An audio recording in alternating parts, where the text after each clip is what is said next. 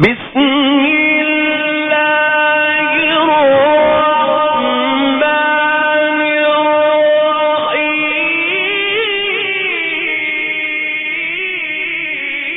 فرض کر دیا گیا ہے کہ جب تم میں سے کوئی مرنے لگے اور مال چھوڑ جاتا ہو تو اپنے ماں باپ اور قرابت داروں کے لیے اچھائی کے ساتھ وصیت کر جائے۔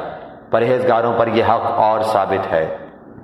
اب جو شخص اسے سننے کے بعد بدل دے اس کا گناہ بدلنے والے پر ہی ہوگا۔ واقعی اللہ تعالیٰ سننے والا جاننے والا ہے۔ ہاں، جو شخص وصیت کرنے والے کی جانبداری یا گناہ کی وصیت کر دینے سے ڈرے پس وہ ان میں آپس میں اصلاح کرا دے تو اس پر گناہ نہیں۔ اللہ تعالیٰ بخشنے والا مہربان ہے۔